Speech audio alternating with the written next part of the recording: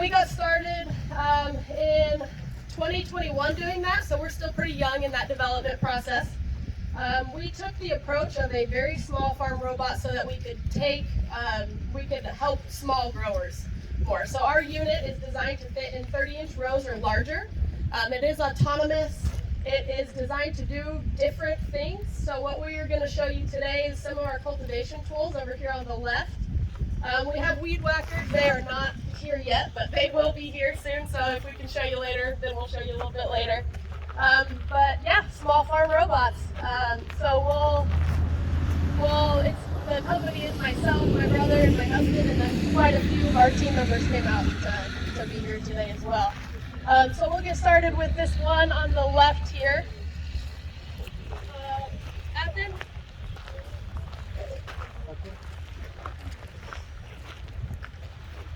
Can you help on that? And folks, what may make sense if you can kind of stand on the sides where I am and on the other, if we make kind of a U shape around this demonstration area, you can get in closer. So yeah, we have, in developing a small farm robot, they don't really make small farm implements either. So we've also had to work with our growers and say, hey, what do you guys think about making these small farm implements in order to work in these rows? And so luckily we've had really great support in the area from Hannigan, Hericata, a bunch of other farmers. Sarah, hold that thing real close on your chin. Sorry. Cool. And so what we're looking at here is our robot. It's got weight on the front, but we are sweeping on the side. We have a rake in the middle. We are able to run on GPS. This unit is not running on GPS just because we haven't tested that much weight on it, to be very truthful with you. But the goal here is to clean up the side rows and then be able to kind of clean up the middle row as well. And then we also have units that come in and plant. So after this does its work, then we'll come in and we'll come afterwards and we'll plant in order to continue the work of it. It's hardware, and so we do have some issues in doing it. Like I mentioned, we're still pretty young in our development, so we are continuing to try to work some of our bugs out a little bit. You guys feel free to walk in deeper into the field if you want to. You're not going to mess anything up. Yeah. These are all weeds over here. If we're digging too deep. Yep, and so this is our robot. We will tire sometimes.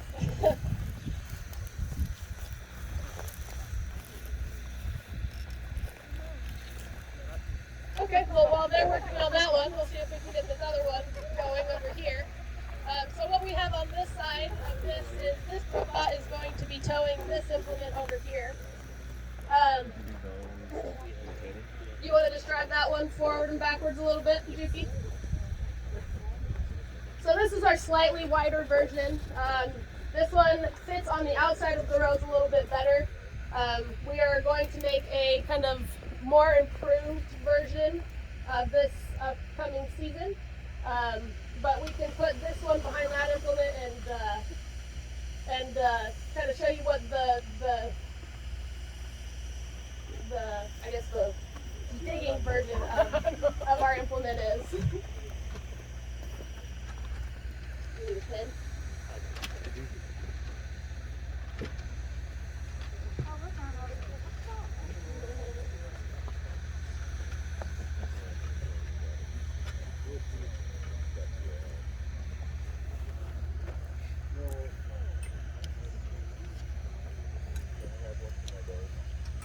So the other kind of unique thing about us is that we do use the drone imagery to help support the ground-based analysis. And so our drone is able to capture the plants at a centimeter accurate level. It's also creating NDVI operations. And so in having that drone assist the robot, and then it also creates that NDVI so that growers can see the thermal and the other important aspects of their field. I'm going to ask about what's an NDVI? NDVI is just multispectral analysis. So we will, when the drone flies, you'll be able to see the crop health basically. So We're Yeah. So this one is towing our digging implement. Um, it goes based on plant spacing, um, and it digs. Does it go deeper? It does go deeper. It is right now tuned for the broccoli, which grew very, very big in this area. And so we kind of have it, yeah, we have it on the top side right now, and it will go all the way through. We can go about an inch and a half.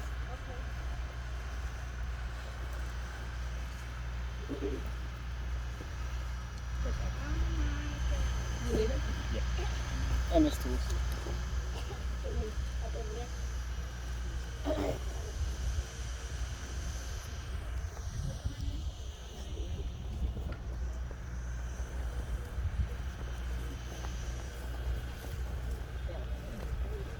Where's the cameraman? I don't want to give him his red. No. Feel free to walk anywhere, just don't walk on the broccoli. So one of the other unique things about our operation is that our robot, it can either go over the plants, it can go in between the plants and the spacing. And so we cultivate on the side rows as well as over the plants. This is not our only cultivation tool, so you can see on that other robot we have finger rakes, we have side sweeps, we have some other planting things. And so our approach is to be able to put whatever works best in that region on the robot and continue operating it. So does it have a sensors that automatically knows the spacing between the plants? Is that why it's not chopping the plants? That is correct, yes. So the question was, is there a sensor as to why we're not chopping the plants? And the answer is yes, there is a sensor. And so we take the combination of the drone imagery and that centimeter accurate spacing, and then we also upload that for our robot, and so they work together. We are not we have vision systems, but we are not the fanciest vision systems out there at this time. And so the plant growth for us, it can be a pretty big plant for our machines to be able to work. So we are able to go later season, early season, and continue on through before our robot starts to run over the plants is the goal for it. Yes, yeah, the question was, do we have varieties of robotic arms? And the answer is yes, we do. And so we can take off that one, and if we're not happy with that soil quality, like the San Luis Valley has a much rockier soil, and so this implement probably wouldn't work in that area. So we would take that arm off and put on a different arm in order to continue to operate and perform the mechanical controls is what we're going for. So what's the time limit on the batteries? The battery is a 8-hour for a single life cycle, and that is running a fully autonomous mission. It's going to decrease when I pull a bunch of weight, and so it probably would be 6 hours or so. But since we travel with multiple small robots, we are able to just expand our capacity as we continue to operate. So this one would be doing this task, but maybe a different area in that farm needed a different technique, then we would have another robot go out and do a different task for that section of the farm.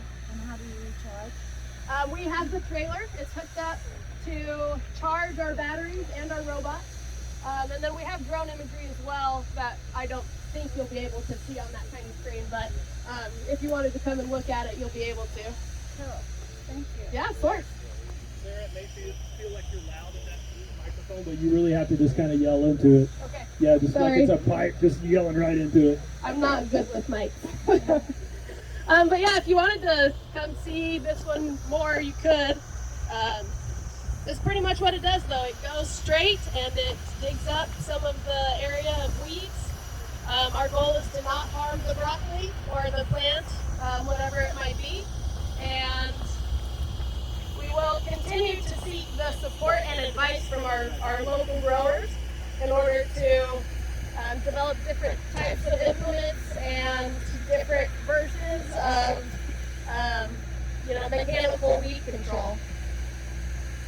may be at the radio frequency distance away from this receiver. That may be what we're getting. I did not practice this part. You're doing great. Thank you. Yeah, you can stay out there, but no further.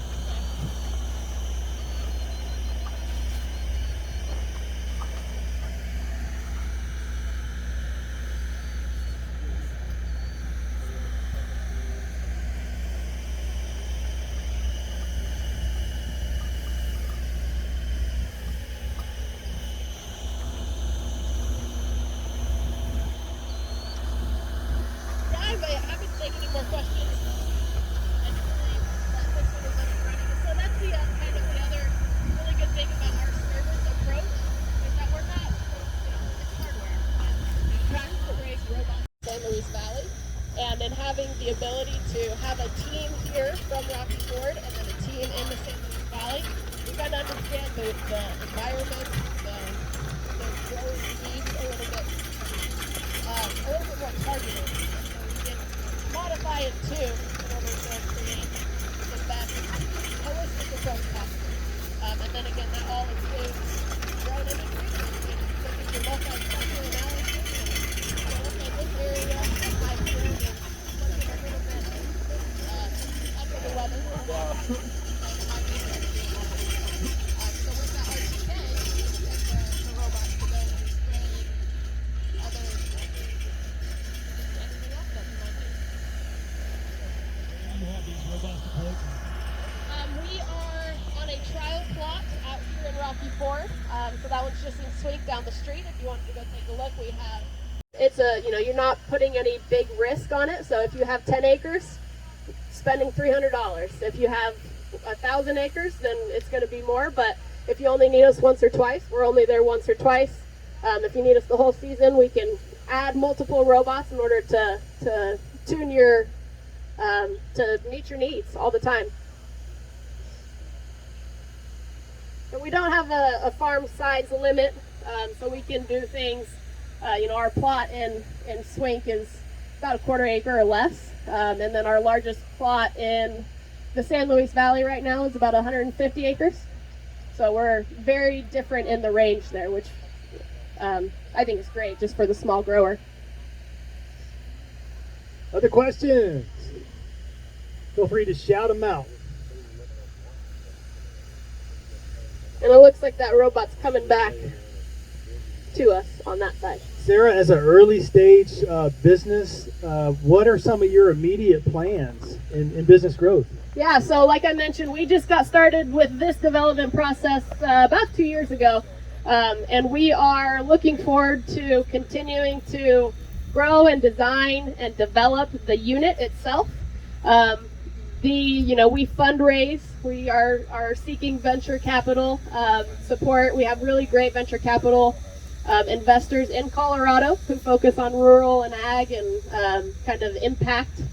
So we'll grow our team, we'll grow our system, and we will continue to deploy the small farm robots wherever they're needed. What would you say your average acre? I know it's kind of varies. What are you trying to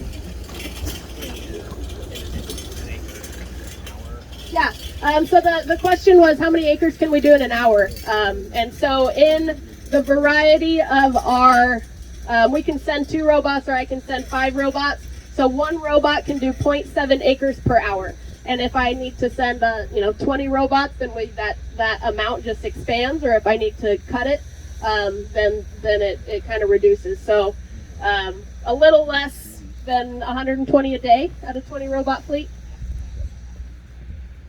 When I was at the FIRA conference in California, there were university researchers that were developing some innovative platforms similar to what you're seeing Sarah come up with. Some of them little harvest tables that can move into the field.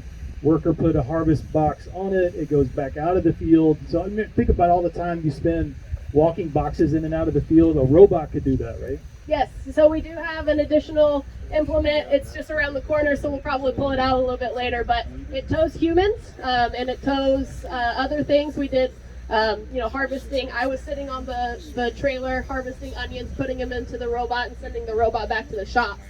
So we'll be working on developing that towards the harvest time for this season as well.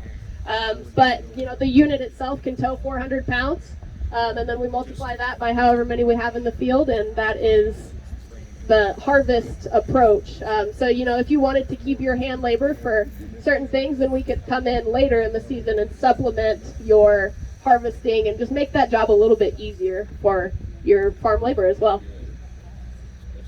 A lot of the technology that is making the headlines. Do you guys see the U.S. Today? U.S. News Today. USA Today. There it is. Stout was featured in there. There was one also, CNBC had a feature on some of this technology. Some of the media are grabbing the larger systems that are tooled to fit California farms and scale a bit better. We do have numerous small farms in Colorado and in California, but we're seeing a slower emergence of some of this technology. If NAO would have been able to make it today, they could tell you more about some of their smaller farm applications that have been perfected more so for farms in Europe that are often smaller. They're based in France, so.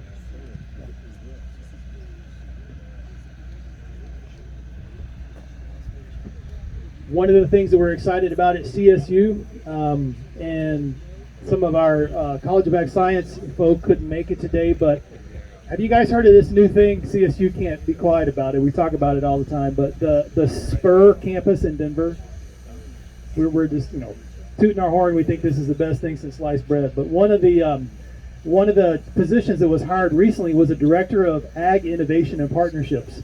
I had the privilege of serving on that search committee, and this person, Jordan Kraft, if you're from northern Colorado, you would know Kraft Dairy in northern Colorado, Morgan County.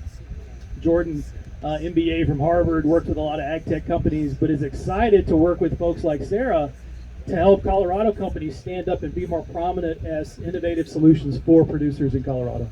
Yeah, absolutely. It's for us, it's great to be homegrown, I guess, from this area.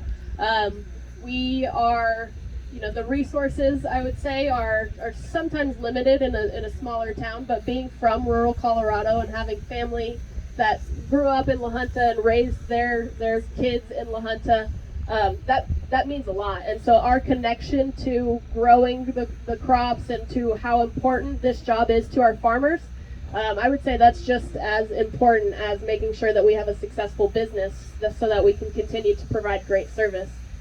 Colorado itself, and like I mentioned, CSU has been an incredible support partner for us. They let us come out here and run our robots and fly our drones, and again, they give us really great feedback on maybe you should consider this implement instead, or maybe you should try this approach instead.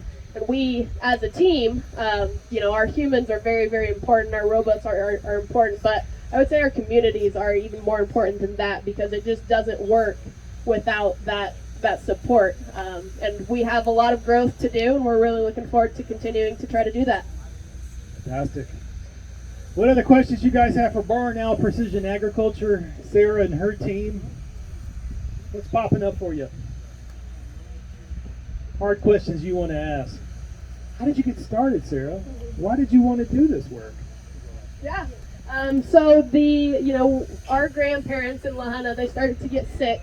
And so when we moved back out here to be a little closer to them, our companies would not keep us. They wouldn't let us work from rural Colorado or from La Junta. My brother was doing the drone technology at the time, and so we got started just by connecting with our neighbors and showing up and saying, hey, what do you think of this technology? How can we help? And since then, the continued question has been, how can we help? What do you guys need? And that has been our driving factor the entire time. The challenges for creating a robot they never stop. They will never stop.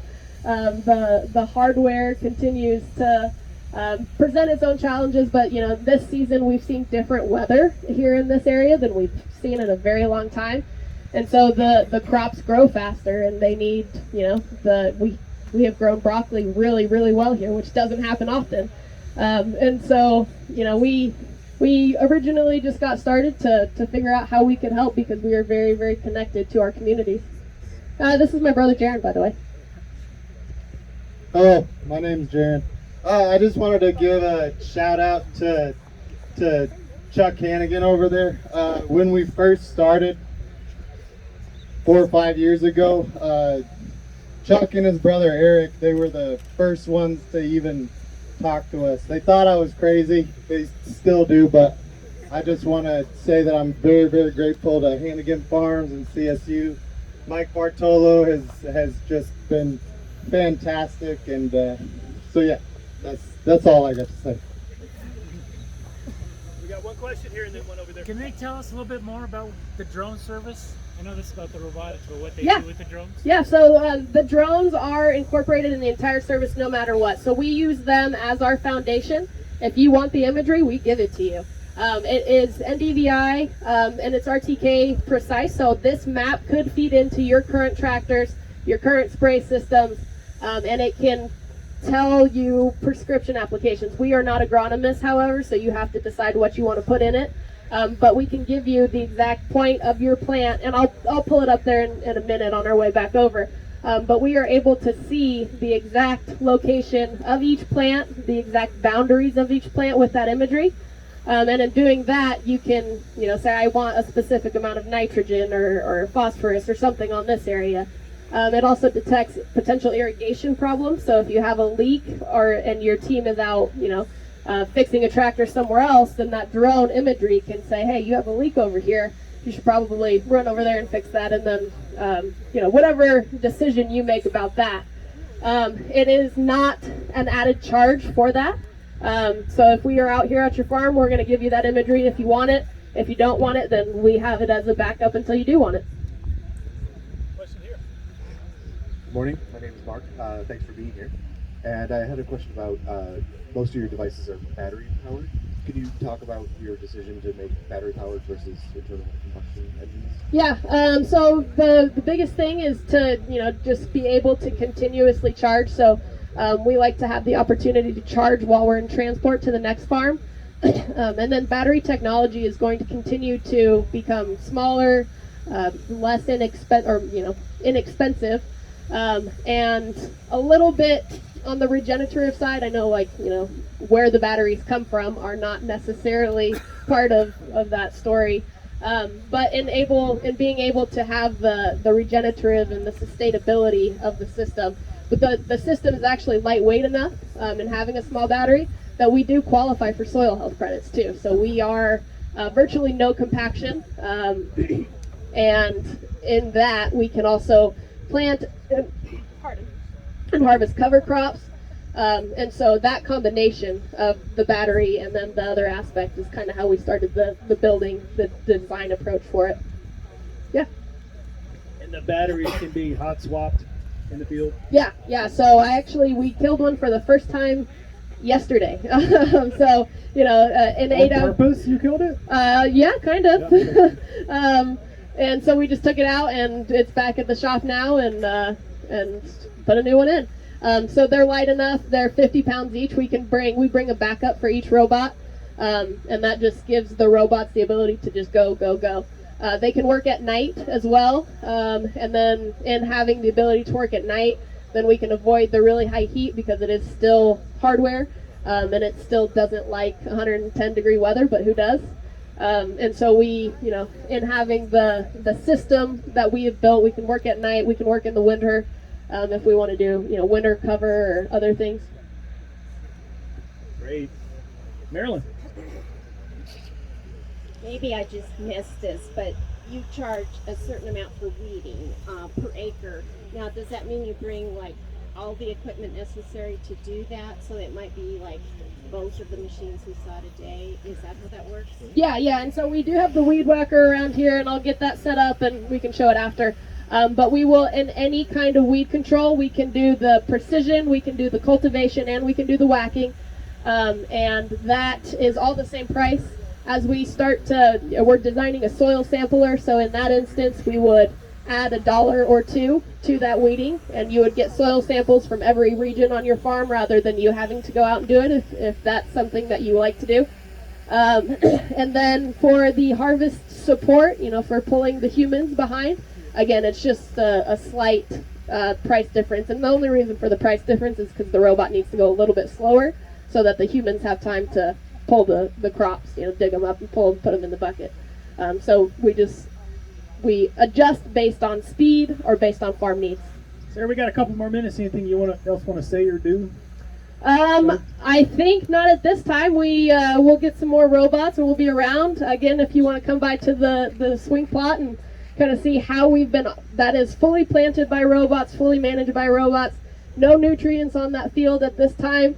We thank Chuck and Eric for the water and the support in that field, because that is part of their trial plot.